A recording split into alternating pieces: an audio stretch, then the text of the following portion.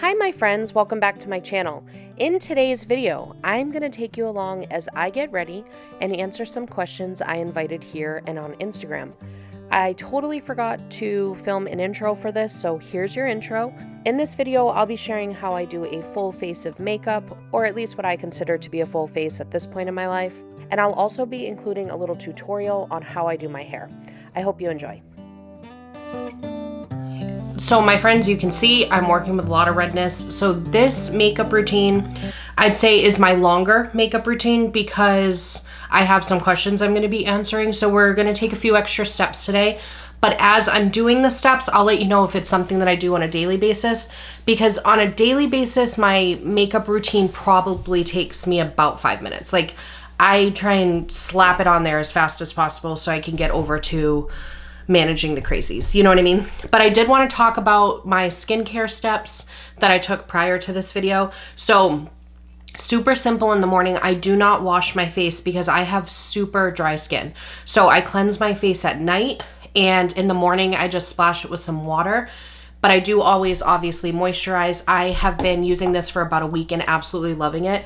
This is the La Roche-Posay Lipicar Triple Repair Moisturizing Cream.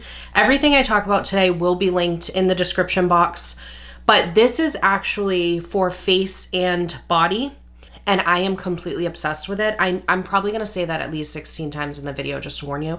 But this was only around $20, which sounds like a lot for a moisturizer, but it's a very large container, and I've only been using a pump in the morning and a pump at night. So I think this is gonna last a long time. And I am not the type that usually likes cream moisturizers. I usually like those like gel style moisturizers, but something about this, it's like a serum meets a cream. So could not recommend that more. And then Trader Joe's has a marula facial oil that I think is a complete dupe for the virgin marula oil from Drunk Elephant. This is only $6.99. If you see it at your Trader Joe's, grab it. What I've been doing is these two in the morning, and then at night I've been using the Drunk Elephant TLC Framboos serum with this after. And my skin is very dry. I obviously deal with redness. I also usually deal with a lot of texture, and so makeup doesn't usually sit very well on my skin. But since I've been doing this simplified routine where I use 2 products at night and 2 products in the morning, I have noticed a remarkable difference in my skin. Okay, so we're gonna be starting with this e.l.f. Power Grip Primer. It has niacinamide. Did I say that correctly? I don't know. I just use like a pump of it, and honestly, I just kind of put it in the T-zone area because that's where I have like more prominent pores. And then I get a little on my chin here, and then I kind of just blend it out. But I try to start in that area. And I just go light whenever I'm blending this, nothing crazy. And I don't like to go directly after with a product until this is dried down a little bit. So let's start with the first question. So the first question that I got was, what parenting advice do you have? And this is a doozy because if you ask me at different points of the day, I'm gonna have different answers. So we're just gonna go with what's on my heart right now. First of all, I don't like to give parenting advice. And here's the reason why. Maybe my parenting advice is don't give parenting advice. Here's the reason why. I have 3 sons. They are all biologically related to one another. They have the same mom, the same dad. So biologically, they're the exact same. Environmentally, they're the exact same. And I like to think that I apply the same parenting techniques to all 3 of them evenly across the board. Basically, conditions for these 3 children are the same, yet they are wildly different. So what works for me may not work for you, and it may not work for your best friend. It may not work for your cousin. It may not work for anybody you know. So I try not to give parenting advice, especially unsolicited parenting advice, because of the fact that whatever I'm doing may or may not work for somebody else. If somebody invites parenting advice, what I generally do is just give a disclaimer that this is my experience, but it worked for this child, didn't work for these 2, or it worked for these 2, didn't work for this one, or it worked for all 3, or I tried this and it didn't work for them, that type of thing. I think that that makes people feel a little bit better, because I know that there was a lot of scenarios, especially when you're postpartum and you're dealing with all of the emotions and mental anguish that comes with that. Even in the most ideal mental health situations for postpartum, it's still a lot to deal with. I think that reassuring somebody that they're not doing something wrong if your method doesn't work is incredibly helpful. And then other than that, parenting advice is just finding a routine that works for you. Don't worry about everybody else. Don't worry about what the Instagram accounts that claim to be experts say. Sometimes they're right, sometimes they've got it, sometimes they don't. And my last bit of advice would be try not to stress too hard about milestone moments. And if you see a child who is speaking and they're 6 months younger than yours, or they're walking and they're 3 months younger than yours, or anything like that, because children, just like adults, are going to be stronger in certain areas. I have 3 sons and they've all done milestones at different stages, at different times. And like I mentioned before, the environment has not been different. My methods have not been different. Their biology is not different. So things are just going to happen when they happen, and your child may be able to build a stack of 15 blocks while your neighbor's child is able to tell you the colors of the rainbow. There's going to be a chance that your child has skills in a different area than someone else. So try your hardest not to be hard on yourself or your child if the milestones are not happening. Obviously, speak to your doctor throughout, and if there's concerns, get them the support that they need. But don't put it on yourself and think that you're doing something wrong if they're not hitting those milestones. Okay, next up, we have this Halo Glow liquid filter from e.l.f. Sorry, I just realized I probably need some type of a mirror because Lord knows I need to see what I'm doing. This is one that I don't do on a daily basis. It's just, it gives a little extra glow. It's kind of like an extra primer step. I will say, however, this is buildable. So if you don't want to do foundation, which we'll be doing next, you could just put this on, especially if you don't have the level of redness that I have. I think it does a good job though of covering redness. You can build it up too. So on some days I actually double this guy up and just wear that and nothing else, because it feels more like of a serum than it feels like a foundation. So anyways, I'm using the It brushes from Ulta. I don't know why people would pay the It Cosmetic brush regular price, because their Ulta collection is like half the price and it works just as good. This is the only foundation brush I can use. I used to only use, what are those called? Beauty blenders. And then these I found are just so much faster. I have to kind of press it into my skin first, you're probably noticing, because I have such dry skin. If I go like this, it kind of just pushes it around.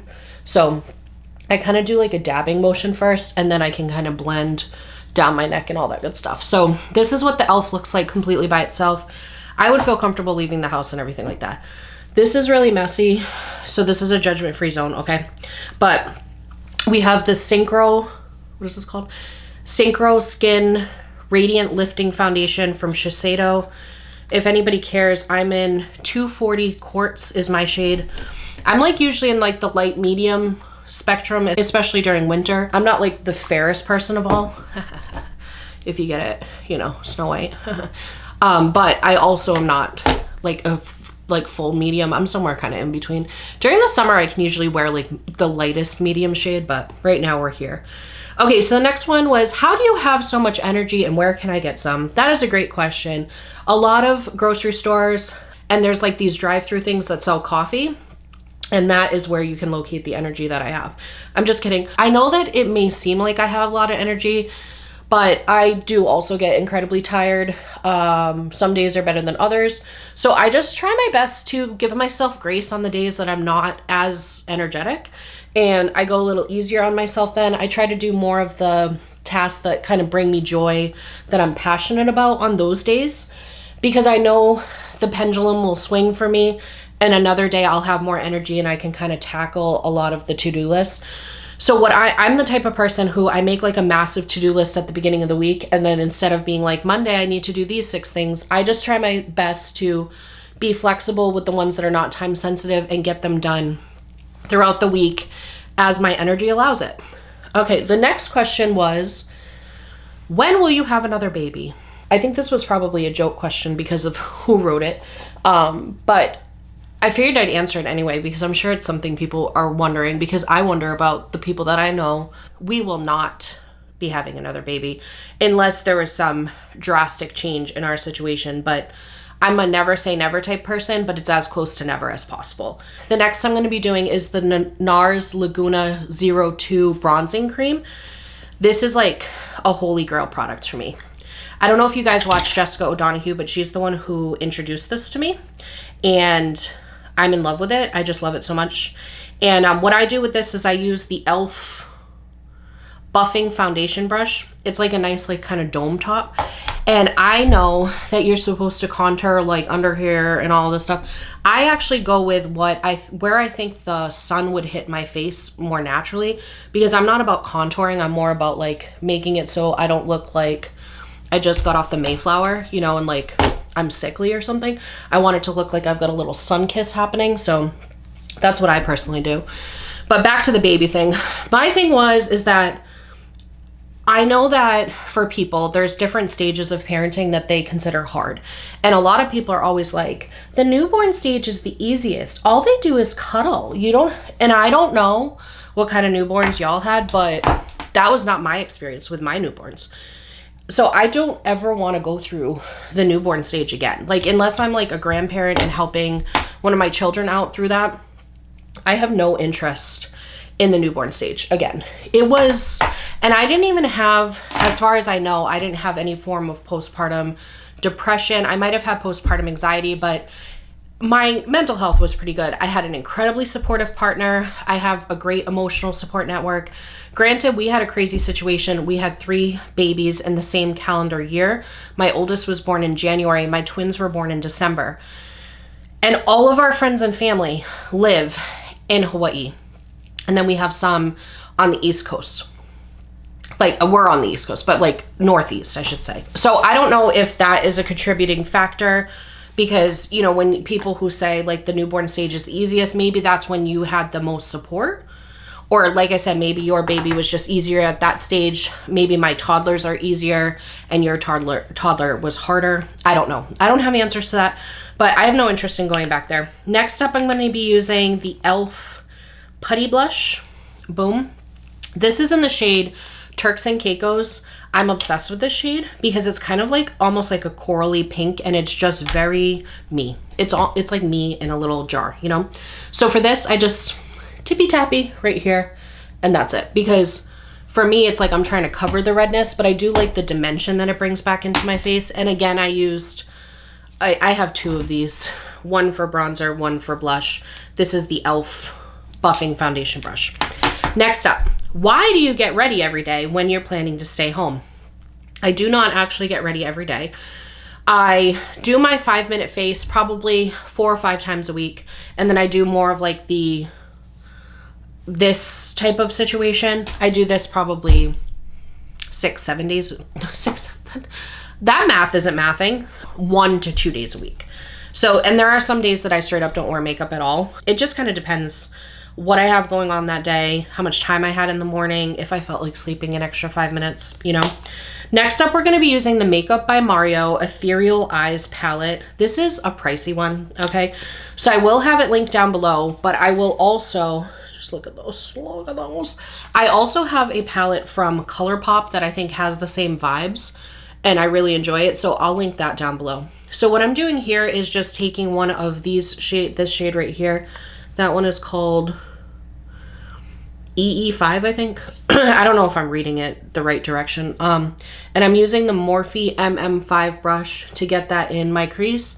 I usually just do some blending here, nothing wild. I used to be the type of person that had like 12 different eyeshadow brushes, and I would blend and blend and blend, and I'd do like a inner crease and outer crease, and I do all these things. Now it's literally just like I use a crease color and then I transition with that same color by going up like this once it's blended, and I have a little less on my brush, if that makes sense. That's how Kate does her makeup at this stage of life. Do you have a sleep pattern? And how many hours a night do you try to get for sleep? So sleep is one of the areas that John and I are trying to figure out, because most nights we don't get to bed until like 11 o'clock, I'd say, maybe sometimes even midnight. And both of us usually wake up like between 5 and 6 in the morning. So we're getting about 5 to 6 hours of sleep. I wish that I had an answer for that, because I want to figure it out, because I feel like I'd be better about getting up to go work out in the morning if I could get a handle on getting to bed earlier. But the problem is that when the kids go down around 7:30, and then we have about an hour where it's like massive cleanup time. So then we like do an hour of other tasks that we have to get done after the cleanup. And then it's like, you know, you eat dinner and you want to kind of relax and like see your husband. So, and then you shower, get into bed, all of that stuff. It's just like the time goes so fast. So anyways, that's something I'm not great at. I wish I had better direction, but I also don't think that it's just because I'm a parent that I'm not good at sleeping, because even before, when I worked full time, I had a hard time getting a sleep schedule going. So I would say it's not just because I have kids. I don't like when people are like, oh, I have kids, that's why I'm so tired. Like, you can be tired if you don't have children, you know? So what I'm doing here is, I forgot to talk to you guys about it. I use the Morphe MM1. It's like kind of like a flat top eyeshadow brush to put this metallic shade, this one right here, on my lid. And then I'm using a flat, this is a Jaclyn Hill Morphe brush. This is JH43. It's like a flat top eyeliner brush. I take the darkest shade in whatever palette I'm using at the time, and I just press it right on top of my waterline so it creates almost like an eyeliner look. And what I like about doing this is it doesn't have to be that precise. I don't care if it's not that great, because it's just brown eyeshadow most of the time, so it's not that serious. The next question came from Becca on YouTube here. A lot of these I think were actually from Instagram, and now we're moving into more of the YouTube questions.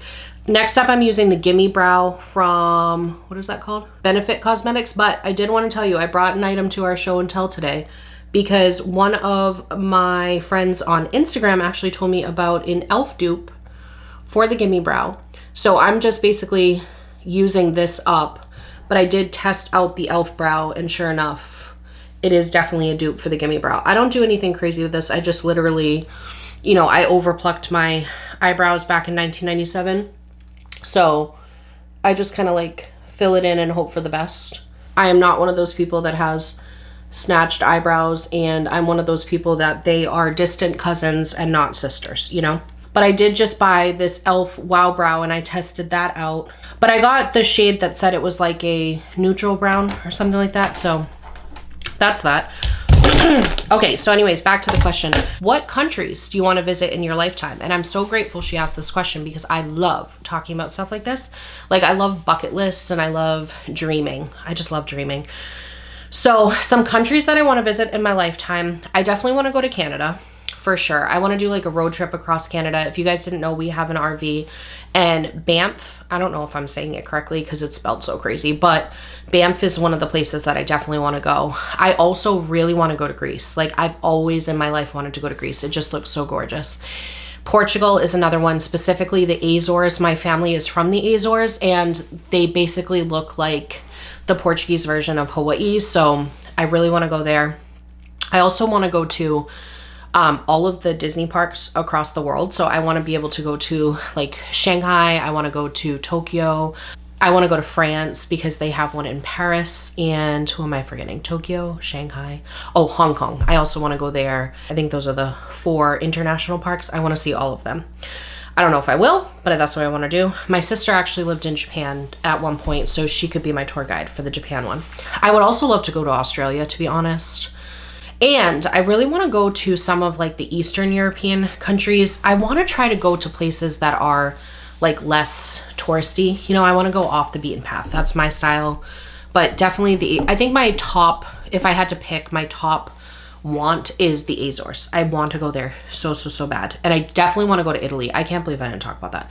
Italy, and I already said France because of Disney, but just in general, like I want to go to the countryside in France. I want to go to Tuscany in Italy and like the countryside.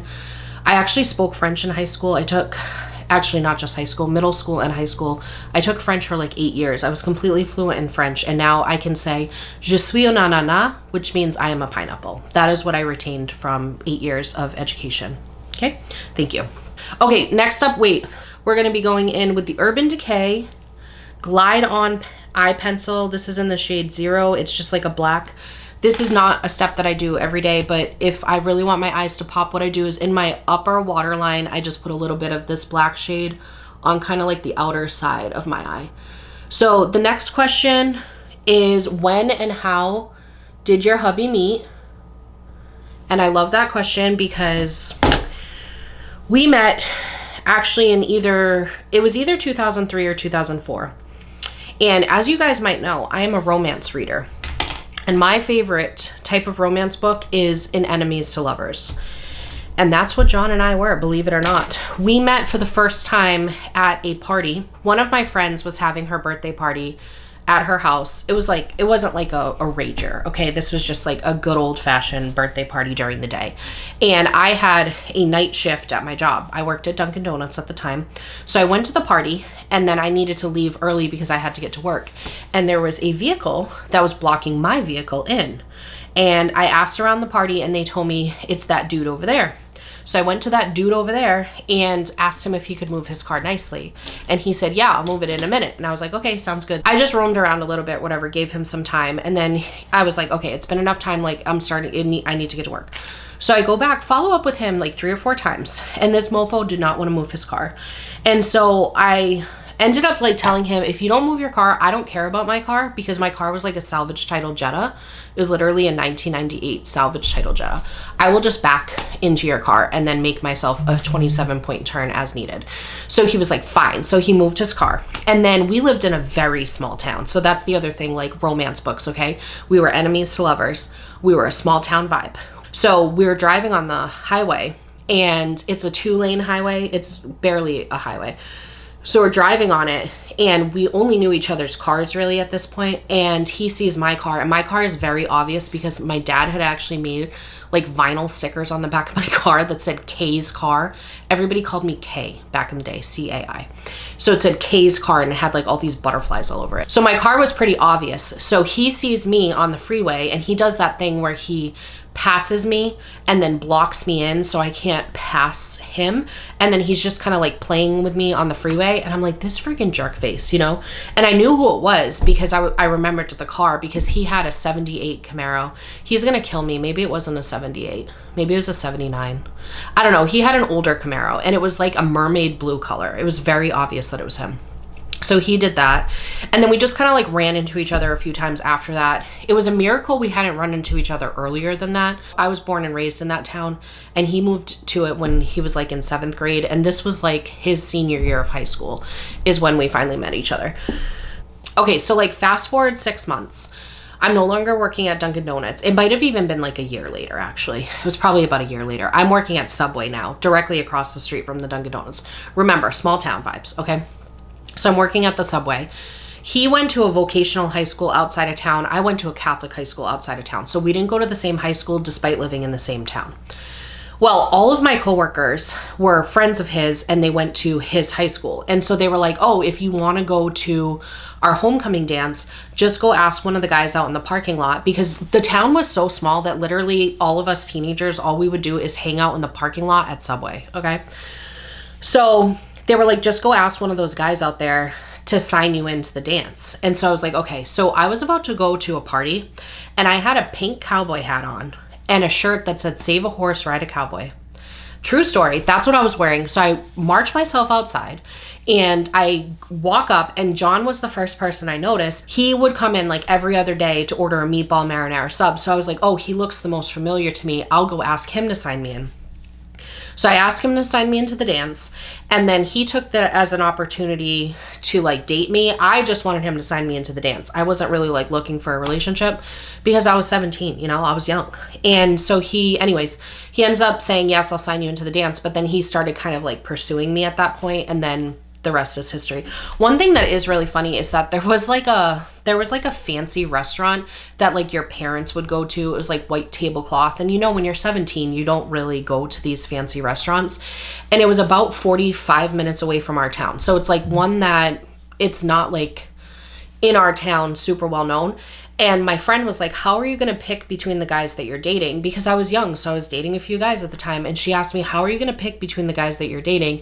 So I made a joke, and I said, whoever ends up taking me to Isaac's on the water is the one that I'm going to marry, as a complete and total joke. We laughed so hard because it was seriously like nobody at our age went to that restaurant.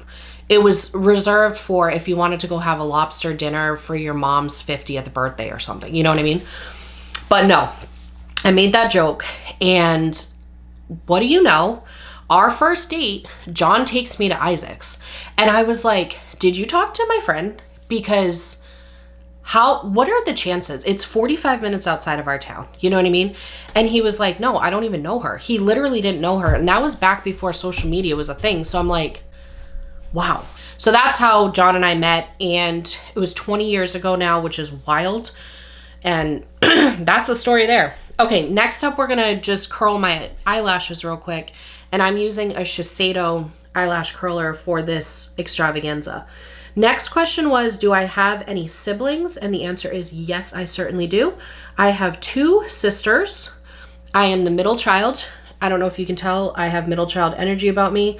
I'm crazy.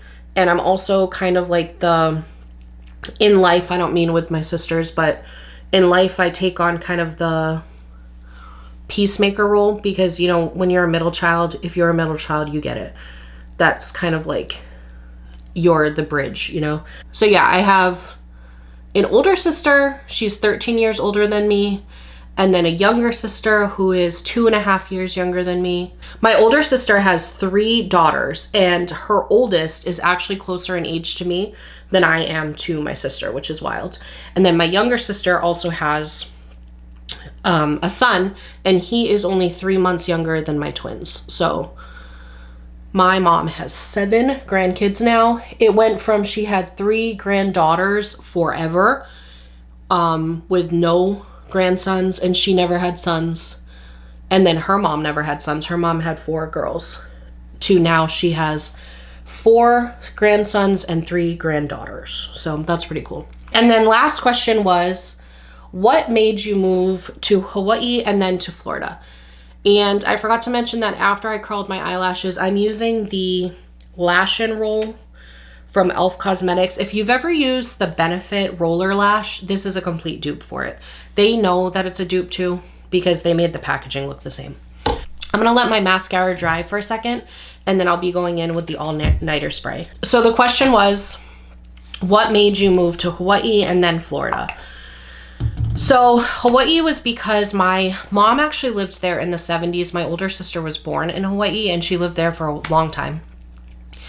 And then they moved back to Massachusetts and my parents had us. And then my sister decided to go to college there. So my mom ended up being a helicopter parent and going back to Hawaii. She always wanted to anyway, but I think my sister moving there was like the catalyst to make it happen. So my mom, my sister, my dad, they all moved back out there in 2000, I don't remember, 7, I want to say. And then my mom spent like 2 years harassing me, but I was a New England girl through and through. I was like, I love the 4 seasons. I love autumn. I can't imagine not living in it. I loved Hawaii because I had grown up going there probably once or twice a year my whole life because my mom loved it so much. But I didn't think I could ever live there. Then I got in a car accident during a snowstorm in 2009. And it was a pretty decent car accident. And I just decided, I don't want to deal with snow anymore. So we decided to make the move. John fully supported it because he works in the maritime industry. He works in ship repair. At the time, he had a certification in well, he still does, but at the time his career path was going to be, he's an underwater welder. That was what he had gone to school for, was for underwater welding. So he was like, living in Hawaii would be a dream, to be a diver out in Hawaii. So that was originally why we moved. We thought it would be a better opportunity for John for jobs, and then we also wanted to be with my family. The reason why we ended up moving to Florida is we actually moved to Virginia first. So we left Hawaii in 2021 when I was pregnant with Oliver. I was 4 months pregnant, I want to say, when we left. And we moved to Virginia because of a job opportunity for John. He works in ship repair now. He's a dock master, in case anyone was wondering. And so we moved to Virginia first, and then there was another job opportunity that came up in Florida. And both John and I I don't mean this as offensive to anybody who loves or lives in Virginia, but Virginia was not for us. We did not at all like Virginia. We lived in the Chesapeake area, and that's near Norfolk, and it's like right above the North Carolina border, and it just was not for us. I think it was just a big culture shock coming from Hawaii going to Virginia. So when we saw the opportunity to move to Florida and we saw that it was only like 2 hours and 45 minutes from Disney World, we jumped on the opportunity to move to Florida. I would eventually love to get back to Hawaii, if I'm being honest, because I just don't think there's a better place to live. I truly, truly don't. Yes, it's expensive, but I think that it is worth every penny that you spend to live there, because I just think the quality of life is just amazing. And the people there are just, they're just 1 in a million. Every single one of them is 1 in a million. So that's that there. But I also love living in Florida. We've lived in 6 states, and I'd say Hawaii is my first choice. Florida is my second. Third, I think, is like Massachusetts. We lived in New Hampshire for a short amount of time, so I'd say New Hampshire would be number 4. Then I would say New Jersey. I lived in New Jersey for 6 months, and then I would say Virginia. Like, Virginia is literally worse than New Jersey to me. To me personally, that doesn't mean if you live in a different area of Virginia or even in the area we lived in that you're wrong. It was not for me. So that is all of the questions that I got. I'm going to go ahead and put on, this is a step that I don't always do, but this is the Maracuja Juicy Lip from Tarte Cosmetics. This doesn't tell me what the shade is, but I think it's like roseberry or berry or something along those lines. The last step is obviously I need to do my hair. This is, in case anybody was wondering, I did my hair yesterday, and this is what it looks like after being taken down from a clip. I have the Shark Flex style, and I swear that thing is just the best. It looks a little wild, but for the most part, it's not too bad. If this was your first video of mine, this was kind of a wild one to come into, but welcome. Thank you so much for clicking on the thumbnail and giving me a chance. On this video, I generally do more like haul videos. I go to Trader Joe's and Costco quite a bit, sometimes Target, sprinkle in stuff like that. I also do grocery hauls, recipes, meal prep hacks, things like that. So if you enjoyed my vibe while you were here, please feel free to check out the rest of those videos and see if you enjoy that. All right, now we've moved to the bathroom. I have my Shark Flex style. I call it my Harry Potter wizard wand. When I have like day 2, day 3, even day 4 hair, I usually just pick a few money pieces, as the cool people call it, and just do a quick curl just so it like livens it up a little bit. I also have a little bit of a hack I figured out with this to kind of give me a little bit more volume in the top.